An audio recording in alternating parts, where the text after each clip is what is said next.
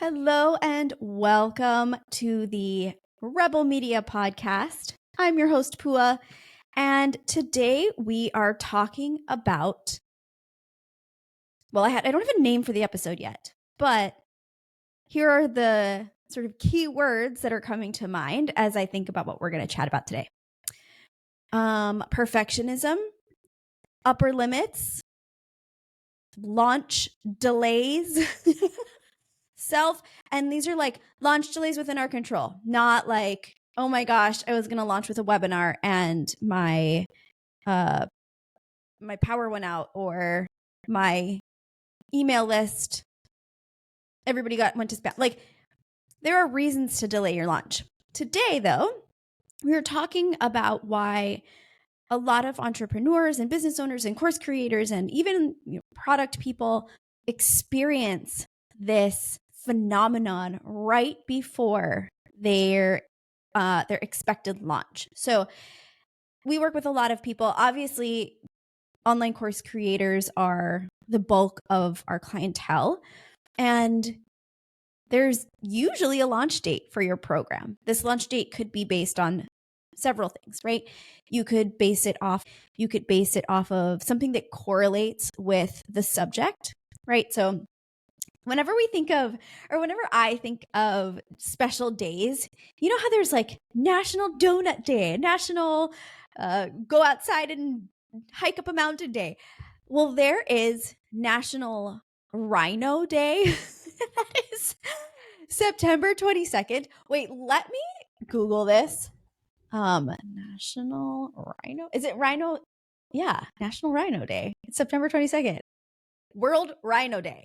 Okay, it's world. It's global. It's not even national. So this is like let me back up. In the past, I was a part of a nonprofit organization called the Wild Aloha Foundation. I co-founded it with a couple of friends of mine, and we focused on having events to raise money for animal protection, preservation of species. And the whole reason why we started it is because the co-founder and I, who are high school classmates, are obsessed with rhinos, and we need to save the rhinos. Guys, rhinos are going to become extinct if we don't do something about it. And so we would, share if there was an organization that was protecting a rhino in South Africa or Tanzania or something, she would send it to me and we would donate, $10 or $20. And it felt like nothing. It felt like we weren't even helping. And I know every dollar counts, everything helps, but we just really wanted to be able to make a more impactful donation. And so we would have these events, and every event had a dedicated animal and beneficiary. So we would switch between like local causes, like, Hawaiian monk seals and sea turtles, and we would have an event for that. And then we would have an event for something national, like rhinos or pangolins or anything that's trafficked, abused, poached. Anyway, this is not about me. This is not about the foundation. But what I'm trying to say is we correlated the event in September with National Rhino Day. So we would always have it as close to that day as possible. Wow, I really went off track here. Thanks for staying with me. So anyway, my point is you typically will have a launch date for something that you're working on. Wow, reeling me back in. So the entire reason why I'm talking about this is a lot of times right before we get to that launch date, we tend to start like nitpicking, and it's good, right? So, I was working with a client, and he had he is not the type of client that I'm talking about today, but he launched his program. We spent about 3 weeks moving his course content over to a new platform and testing, designing the platform, branding it. And he brought his clients in, he switched them over. And as he was in that process, or like the hour before, we found a bunch of things that needed to be fixed. And we went in and we fixed them. And that was sort of like the urgency around those final rounds of testing, or the things that we may have missed in QA. So there's that style. The other style is right before you launch, You all of a sudden find all of these things that didn't matter to you before, but now they are so important to you. Hold on. I'm going to just close this window. 1 second. I know you guys are listening to this on audio. You can't see me. You're not in the room, so it's still coming in. There's like this crazy glare in my eye. Anyway, I'm apologizing to nobody and everybody at the same time. So thank you for bearing with me. So people who are, right, you're about to launch and all of a sudden you start testing and testing and testing and finding all of these things that you didn't find before. Or, right, that's good. We should test. We should test a lot. And then once we launch, we should keep testing. And then we should ask for feedback. But the more problematic situation is when you all of a sudden decide you need to make all of these changes. Oh my God, you know what? My brand colors don't actually reflect who I am. So would you mind going back into my website and changing everything that was green to purple? I just like that better. And then I'm going to have my designer change my logo. So we're going to have to change that everywhere. I don't want to launch with something that doesn't feel aligned. Okay, cool. We'll change everything to purple and then we're good to go. Okay, great.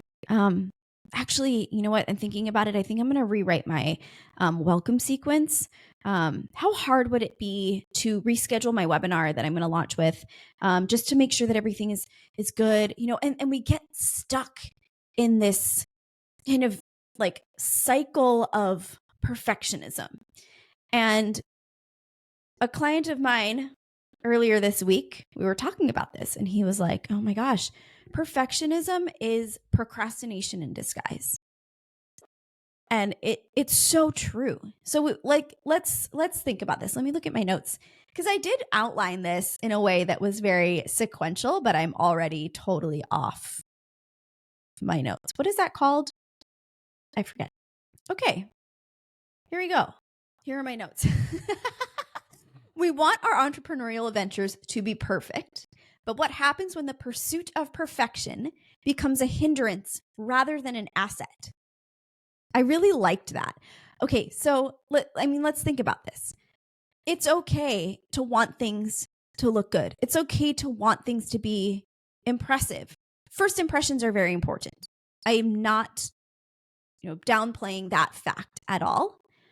However, if we think about something like an online course or like a product even, and we look at other people in our industry in the same space that we're in, or even different spaces, look at what they launched with first. Perhaps look at cars, okay? Automobile manufacturers come out with these new versions of cars and have you heard of a recall where the brakes stop working or cars start catching on fire? These are life or death situations, and these automobile companies still put the car out there into the world. And then they got the feedback, right? Something happened. It wasn't perfect. And they recalled it, went back to the factory and fixed it. Okay. Boeing, 2 weeks ago, the side of a plane on an Alaska Airlines flight fell off. And now there's all of these things of Boeing, they skipped quality control, blah, blah, blah, blah. Really? These are the things that should be perfected before they're launched. And even these people launched without perfection. Now, in those situations, so not okay. But in our situation where we're launching a course that might have a color that's a little bit off, or a sentence that we might want to fix later, those things should not stop you from getting your product and service out into the world. Perfectionism also doesn't really come from you wanting your client to have the best experience. Sorry. You already want that, or you wouldn't be an entrepreneur, because entrepreneurship is so hard. It is so incredibly exhausting sometimes and challenging. And, most entrepreneurs I know were broke for a while. Right? There are all these reasons why we probably shouldn't be doing this, but here we are because we love it. And we have that sort of rebel tendency where we have a solution that we want to get out into the world and we know that it's a good solution. And so we are sacrificing all of these aspects of our life in order to get it out there. That's why we're doing this. So if you didn't care, you wouldn't be here. So let's not lie to ourselves. Let's not fool ourselves into thinking that you're trying to be perfect to provide a perfect experience. You want to help people. You want to make the world better. So perfectionism is about you. It's about your fear of failure. It's about your fear of negative feedback. It's about you feeling like you aren't good enough. You have that imposter syndrome bubbling up inside of you, and you need to make sure that this thing is perfect so people don't see your imperfections. I know it's a tough pill to swallow. I want to be real. I experience this too. Like, I'm not saying this because I'm perfect. I'm not. I mean, look at this podcast. Seriously. But it's, I think, and the other thing too is, right, if we put ourselves out there and nobody buys this thing that we've spent so many hours building, it's not just an emotional hit. It's not just a loss of all of that time and effort. Like, it can feel like a business loss. Like, you expected to make these many sales to bring in this much revenue to, recoup all of this time and effort that you've put into this, and you didn't, right? That's a legitimate fear, and yet still not something that should stop you from launching, because when you don't launch, you're also making $0, right? And the reward, the payback, yes, hopefully people buy it. Hopefully it's successful and you can bring in some income from this effort. And if you don't, the real loss is not, it's like sitting in your quote unquote perceived failure and not looking for data to collect, not getting feedback. Oh, I saw that you liked my post but didn't buy. Can I ask you why? I'm just looking for some feedback to improve my launch for next time. Asking for feedback can be difficult. It can force you to sort of put your tail between your legs and do the thing, like, just talk to people. Like, we talk to people? No, I don't want to do that. Right? So I get it. But at the same time, like, you got to launch the thing, because if you have this phenomenal course or this incredible product or service, and you've been talking about it and people are like, oh my gosh, this is great. This is life-changing. You're going to change lives. You're going to help moms. You're going to help dads. You're going to help, students and kids and whoever your target audience is. By you not putting that out there, you are speaking into the universe that you don't think that your product or service is good enough to help. If you believe that this will change people's lives, then you must take action in order to show other people, yourself, and the universe that you believe that this is something worth buying. Okay. Looking at my notes. So this is something I see a lot, like a lot. And it comes through. So my team and I build online courses, we build websites, we build funnels, we build landing pages, email sequences, all of these things to help you sell your stuff. And we work very closely with the business owners. We get to know you and your business deeply. We often feel like we are an extension of your team, which is, it kind of is like, what is that word? Schizophrenic. Like, I'm a realtor today. I am a business coach tomorrow. I am a life coach. I am a fitness coach. We work with a lot of coaches. But it's so interesting because we have to put all these hats on and sort of research these different industries and businesses and clientele in order to properly build. So, it is a little bit of like, we're like performers. We jump on a call. I understand your market. Jump on a call. I can speak your language. So anyway, it's a thing. It's really fun. And when we get close to launch, things can get a bit tense. And I say that gently, And you know what? I'm just going to come out and say it. Like sometimes I feel like our clients get frustrated with us and we get frustrated with our clients because they're all of a sudden asking us for all of these things that over the last few weeks or months weren't necessarily important. They weren't an issue. They weren't anything that seemed important to the client. And all of a sudden it is the most important thing and must be changed right away. And for us, we're like, my God, where did this come from? Like, and maybe the client's launching tomorrow. And so, our team is very balanced. We have a lot of projects that we maintain. And I always make it very clear to our clients that we can't with integrity promise immediate responses and immediate action on the things that you're asking of us, with a few exceptions, right? If you are literally launching in 5 minutes and we are supporting you with this launch and helping you to manage your tech for the launch, of course, we're going to be there and we're going to be, flipping switches and pulling levers. But in general, we do need a little bit of time to execute on things, a day or two. I'm not talking a week or 2 weeks. And yet, like when it gets up to that, like right before launch, when we've tested, things are good, things are stable, we are ready to open the doors. And then all of a sudden, all these changes get submitted to us, and they're not done right away. And the client's like, "What's going on?" They're like, I'm in here, I'm looking at the website, it's not changed yet. And that is perfectionism. That is imposter syndrome. That is the client's need to feel like everything is so buttoned up and so perfect that they're going to start to see holes that may or may not actually be real and have this like urgent need to have them fixed right away.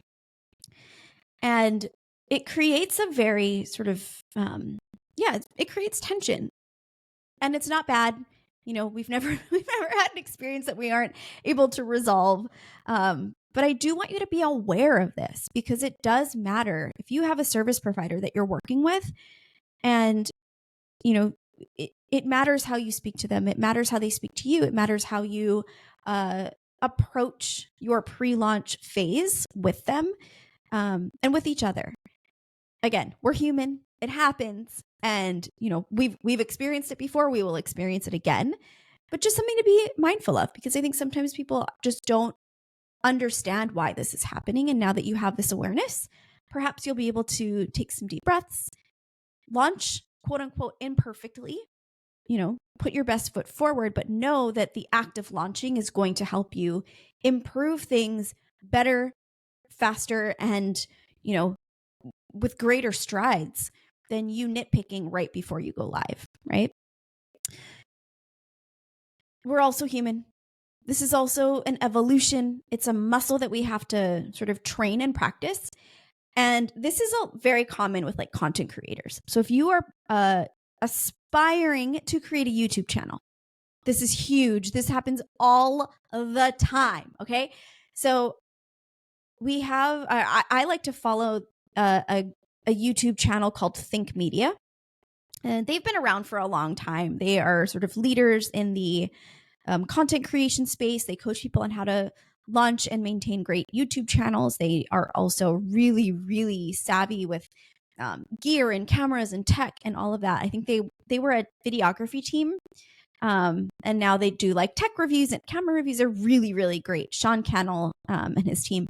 So one of his mottos is just hit record. Think about that now. If you were to walk outside and you're like, oh, I want to be a YouTube creator. I want to be a content creator. I want to have like 100,000 followers on Instagram. How do you do that? You create content and you post it and you put it out there and you do it consistently. You do it every day. You do it multiple times a day. It becomes your life. Now, how are you going to create that much content and be able to put all of that out there if you're stuck in a wheel of perfectionism and imposter syndrome? Look at these influencers. Look at all of the videos that you see posted on YouTube and social media. They are not perfect. In fact, the ones that do the best are the less perfect ones, right? The people who have great comedic timing, who just hit record and feel themselves walking outside down the street. I truly believe that the more you can practice your launching, the more you can practice putting things out into the world, the easier it will get and the less you'll feel like you need to tweak every little thing. If we're talking about content creators real quick, let's think about how people consume the content. The same thing is true for your online courses or your products. How do people, and products I think are a different beast. Like those are something physical that people are holding. The whole product review space, Yelp, not so much. That's a whole different beast as well. But like Amazon reviews, Google reviews for a product that you can like take a picture of if it's broken, like something. I do think perfecting a product is more important, perhaps, than perfecting something like an online course or like social content. I'm probably going to get a lot of heat for what I just said. Hopefully you know what I'm saying and I don't have to backpedal too much. But for content, like if you, wow, where was I going with this? Dang, I wish I could rewind this really quick. Oh, I know. Okay, so if you're an online course creator, right? And you are really, really wrapped up in your gear and your tech and your environment that you are recording in and having a light and a DSLR camera that is connected by USB to your computer, and you want to get like the best mic. Let me tell you, this may look like a Shure, but it sure is not. This is a FDUCE, Fiduce. It's a knockoff. It looks really slick. You see this right here? If you're watching this video, which this is an audio podcast, so you're probably not, although I am thinking of putting this on YouTube. So if you're watching this on YouTube, you can see this right here. This is Sharpie that I blacked out the made in China name of this microphone because who cares? It works just fine. And I have a podcast. I'm not like a sports anchor. So don't get wrapped up in your tech. Here's my point.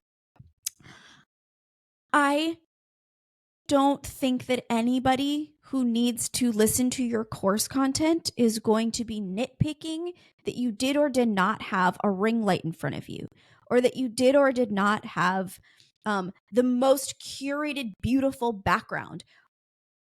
It's like, yes, have a professional background. If you have to do it in front of a blank wall, do it in front of a blank wall. You know why? Your content is king or queen or neither or both. It's royalty.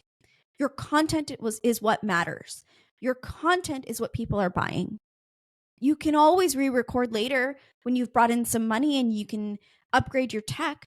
But without being able to teach people and guide people into the transformation or results that they're looking for, nobody's going to care that you don't have any of that fancy stuff.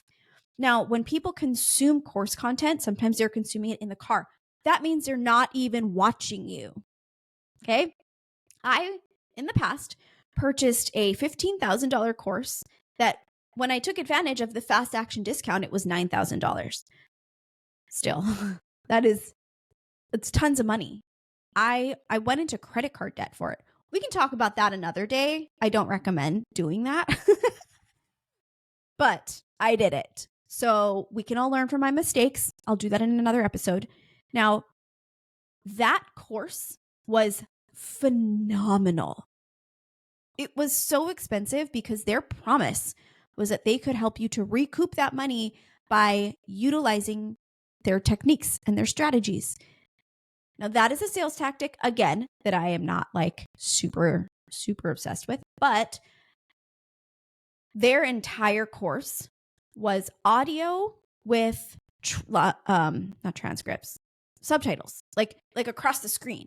So they would have this like very, blank background or, some sort of stylized background, and the words would just scroll. That was it. You listened to it. And then sometimes they did a screen share. So it was a course that taught you how to utilize your essentially like fine-tuning your onboarding sequence and utilizing Facebook ads to bring people into your ecosystem in order to get them to buy. It was a really, really cool formula, and it worked like a charm. Like their content was phenomenal. And where I needed to watch a video, they had a video, and it was a screen share, right? The people I rarely saw the people. I saw them sometimes. I think that's important. Show your face, smile, like let people connect with you as a human. But again, don't get so wrapped up in your gear and your perfecting like your recording, because you're just keeping things from people. This podcast, I have said so many things. I have paused. I've said a million times. And if it was my first one, I would be like, oh my God, do I need to go in and edit all of those ums and blah, blah, blah? Maybe you do that. Maybe you don't. I'm going to tell you right now, you don't need to. You know why? Because people are going to listen to this podcast. And hopefully, I'm hoping that they kind of chuckle when I like say something stupid or make a joke of myself or talk to myself, which is something that I do constantly because I am a podcast host of one. So there it is, right? Like that.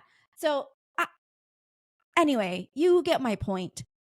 If you want to put something out there, if you want to help people, if you want to get a message out there, if you want to be a content creator, if you want to be an influencer, if you want to be a course creator, if you want to put a product out there, do it, launch it, and get feedback, improve upon the product or service or course or content based on the feedback, and launch again. That needs to be your cycle. The other reason, when you proofread your own stuff, remember back in grade school, when we went to school before the internet, before Chat GPT, when we had to go to the library to do research, like good old days, right? Anyways, we could proofread our own paper 5 times and never catch the same mistake or never catch the mistake, right? Like it's the same thing. If you're proofreading your own stuff, you're proofing your own stuff, you're testing your own stuff, you may not catch something that is important, and you might see things that aren't important that you get fixated on. The best way to improve upon your products or service is to launch, collect feedback from those who consumed it, iterate on that feedback, and launch again. And let that be your cycle. Okay. If you have an internal team, if you are QAing things for testing, for making sure that emails are deploying and that, you don't have typos, that's great. I think you should keep doing that. But don't get fixated on the little details that don't matter that keep you from launching. Okay. So let's talk a little bit about friends, family, and beta launches. Because beta launches have been around for so long and they feel very outdated to me. I've never liked the idea of a beta launch. And here I am once again, coming back around to something that exists for a reason. I think beta launching is important to do, sort of. Like, okay. This is going to be sort of my personal opinion piece, and take it or leave it. Now, this whole podcast is that. I hope you know that. We have helped people through all sorts of launches. We've helped people who have zero list to build a little bit of a list, to launch to their friends and family, to overcome that fear of posting on their own social media. That one comes up a lot when, if you are new to business, you don't have a list for your business. You haven't collected email addresses, but you do have a personal network and you're probably on social media. And if you're not, good for you, but you probably still have a phone with people's contact and you can individually call your friends and family and tell them what you're doing. You can send a Christmas card. You can send a mailer. Like there are so many ways. If you really want to get this out there, you will figure out a way. So there's friends and family. Really tricky. Really, really tricky. So our friends and our family want to support us. They want to follow us on social media and help us to get those numbers. They want to have access to your stuff for free because they told you that they'll give you feedback and that they're so proud of you. And more often than not, they are not your target audience. And so they will likely either not use it at all or not give you actionable, real, honest feedback. They'll say, "Oh my God, this is so good. You're so great on camera. This is gonna help so many people." Cool. Thank you for the ego boost. What constructive feedback do you have that I can use to make this better? Oh, I don't know. I mean, I'm not a parent, so this is for parents. I'm not really sure what they need. Okay, great. Thanks so much. It's like, be selective and honor them, be grateful for their support. If they want access to it, don't sweat off your back, give them access. But just know that if you are doing a launch and you're discounting it or giving it to people for free, that you may get less feedback from friends and family, especially, or anybody that's been opted in for free versus having to pay even a little bit. And the feedback won't be as good.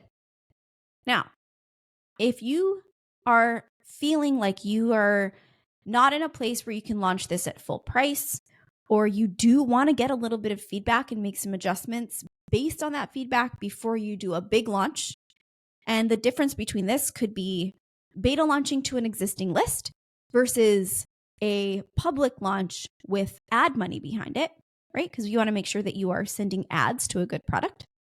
I totally understand that. You can do a launch where you tell people, hey, this is something that I just created. And as my inner circle, AKA my email list subscribers or my social media followers, I would love to provide you with access to this product for 50% off, something that I won't ever offer again. And all I ask is, I would love any feedback that you have as you go through the program and a testimonial, either written or video, at the end of the program. You're going to be in a cohort together. I'll be there every step of the way with you. This is a once in a lifetime opportunity where I'm going to personally guide you through the program, live calls, whatever that looks like for you. I think it's worth doing, because it removes the pressure of it being this full launch, and you get to tell people, hey, this is new. There might be mistakes. There might be holes. There might be things that are broken, the things that you don't understand. We've put our best foot forward to put something amazing together, and we need you to help us to get it to the finish line. That to me feels like a really, really solid middle ground for anybody who feels like you just can't get past the perfectionism. Like, you're like, it's just who I am. I just can't put anything out there that I don't feel good about. How do you feel good about it? You have real people get real results from it. That will tell you that it's good, right? If I am a fitness coach and I have a program to help people who work 9-to-5 desk jobs to be more active, and you want to find your measuring stick, right? What is that? What are your qualitative and quantitative before and after metrics that you can use to assess the results and the transformation of the clients that go through your program? So for something like this, I don't even think it would be weight loss.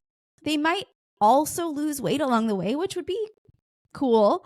But I think it would be, how are they feeling? What are their energy levels like? How does this affect their relationships, their family time, their productivity? And so having them maybe, on a scale of 1 to 10, how productive are you at work right now before the program? At the end, scale of 1 to 10, we've implemented things like quick morning walks before work, walks after lunch with your coworkers, do a 20-minute visit to the gym after work. I don't know.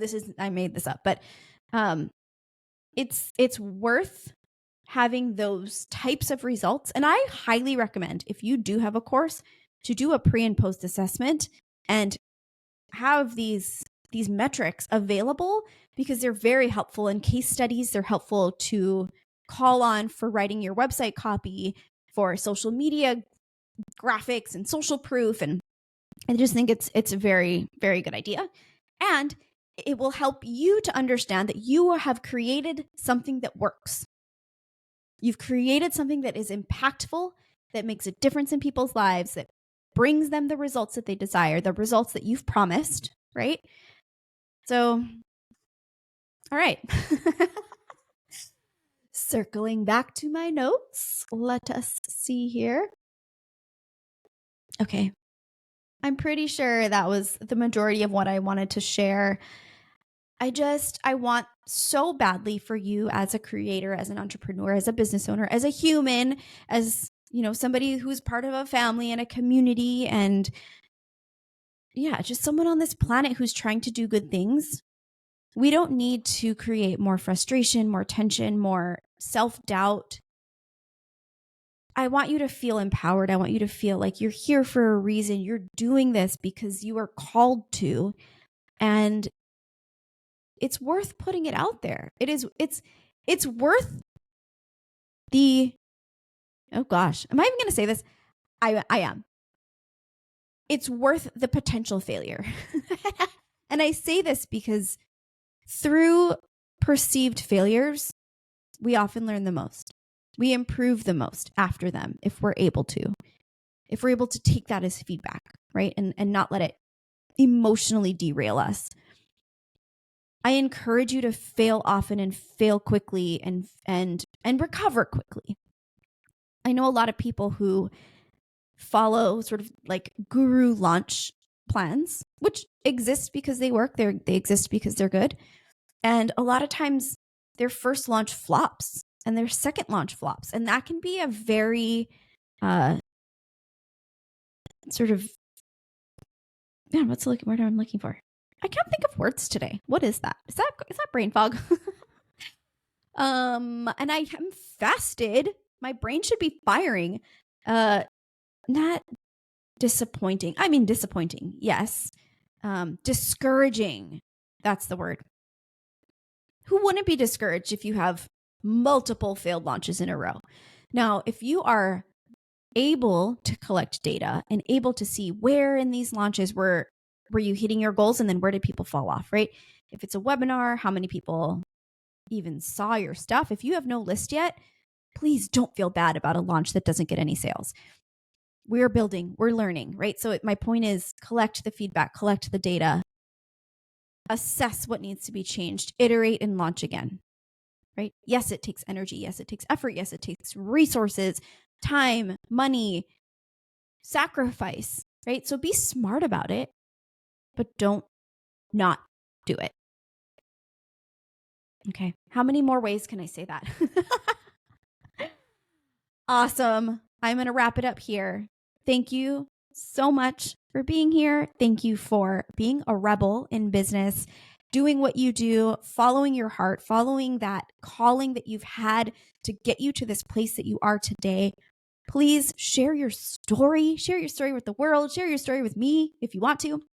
Follow me on Instagram. That is my social media platform of choice at rbl.media. And I am going to be starting a YouTube channel for real. Probably putting some of this long form content on there and also exploring YouTube shorts. I know YouTube's been around for so long and I've dabbled in it here and there. So maybe this is another dabble, maybe this is a forever, but I would love any tips that you have, any guidance that you have around growing a YouTube channel. I'm starting from scratch again, so you can also find me on YouTube at Rebel Media. And as always, keep crushing.